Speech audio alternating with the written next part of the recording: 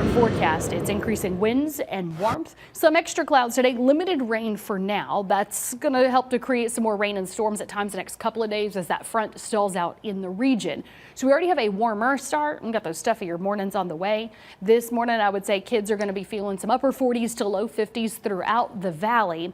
Again, pump it up closer to 60s for those of you on the plateau, higher elevations. That is because of those winds that will be funneling down across our area throughout the day today. As it kicks out some scattered clouds, really we're on those outer bands of high clouds, which is nice. So that also limits rain chances. A little stray sprinkle trying to develop along the plateau.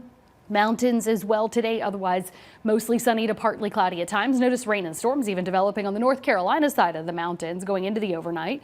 We could get an isolated pop-up because basically at this point we'll be in between some batches here of the storms on North Carolina and the actual front that's going to stall out in the region, which is why by the morning we will have rain and storms draped from Jamestown to Wayne, Scott, McCurry County, Whitley, part of Campbell even.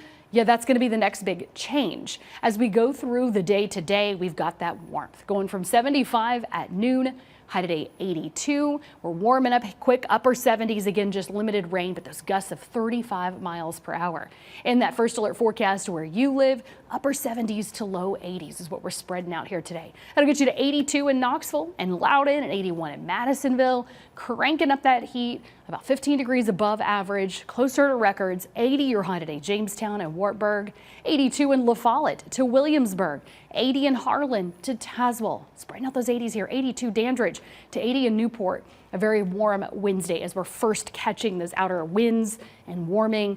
Okay, it stirs up the tree pollen, heads up, very high tree pollen here, but at least those winds and that extra warmth will dry out the mold that is up from the early week rain. But speaking of rain, like I pointed out, it does come along the plateau to the Tennessee-Kentucky line Thursday. So really almost two different stories here. I can tell you the rest of East Tennessee, it's layers of clouds, it's winds, and yes, we could get an isolated pop-up. But it's downright rainy and stormy for those of you who live right here along the Tennessee-Kentucky line.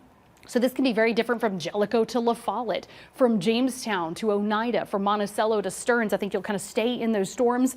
Notice in the afternoon that edge of that stalled front is still kind of dancing around right here, North Plateau, Tennessee, Kentucky line, and then starting to at least pull back away. So it's literally where it reaches a little further east and then stalls back and pulls back west. So the rest of Tennessee, the rest of Kentucky is staying stormy. Meanwhile, that's the closest it gets to us for several days. Actually, then it's a mix of sun and clouds the rest of your day tomorrow, and still on the warm side, especially in the valley. 68 at 7 to 79 at noon. High tomorrow 85, right around the record. Because again, big picture, that line of rain and storms is just draped across the rest of Tennessee and Kentucky, and it just gets closer to our area Thursday. Then it's continuing to create spotty pop-ups Friday and Saturday, winds, warmth. And the front finally breaks through, slowly moves across our area on Sunday. So that's when we're going to get the heavy rainfall, about an inch of rain coming through with gusts around 40 miles per hour. So literally stalled front, kicking out winds and warmth. Today through Saturday, best coverage of our area literally is when we have those storms at the Tennessee-Kentucky line. Thursday, then it stays spotty for the rest of our area. Then that front rolls through Sunday, kicking down those temperatures. Notice actually below average temperatures when we look ahead to next week, thanks to that front passage in your first alert 8-day planner.